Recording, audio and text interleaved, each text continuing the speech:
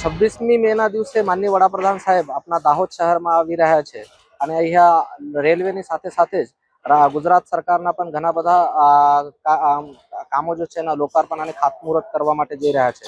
લગભગ 24,000 કરોડથી વધારેની સોગાદ આપણા દાહોદ જિલ્લા અને ગુજરાત રાજ્યને મળવા માટે જઈ રહી છે. તો એની જો તૈયારીઓ છે એ લગભગ પૂરજોશથી ચાલુ છે અને લગભગ 24મી તારીખ સુધી એ પૂર્ણ કરી લેવામાં આવશે. પોલીસના પૂરતો બંદોબસ્ત રાખી દેવામાં આવેલ છે.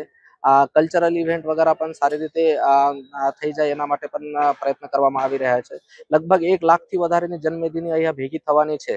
તો એના માટેનું પણ ગ્રામ્ય કક્ષા સુધીનું માઇક્રો પ્લાનિંગ જો છે એ કરી લેવામાં આવેલું છે. અને હું દાહોદ જિલ્લાના તેમજ આજુબાજુની જનતાને વિનંતી કરું છું કે માનનીય વડાપ્રધાન સાહેબને નજીકથી જોવા માટે, સાંભળવા માટે મોટી સંખ્યામાં અહીંયા આવે અને આ કાર્યક્રમનો લાભ લે. જિલ્લા ખાતે માનનીય વડાપ્રધાન શ્રીનો 26 તારીખનો જે કાર્યક્રમ છે તે અનુસંધાને રોડ બંદોબસ્ત, પાર્કિંગ બંદોબસ્ત, સભા સ્થળ બંદોબસ્ત, આમ તમામ બંદોબસ્તની યોગ્ય વ્યવસ્થા કરી લેવામાં આવેલી છે. આ બંદોબસ્તમાં 7 IPS ઓફિસરો બંદોબસ્તના અલગ અલગ વિભાગોનું સુપરવિઝન કરશે. આ ઉપરાંત સિનિયર ઓફિસરોનું પણ માર્ગદર્શન પ્રાપ્ત થશે.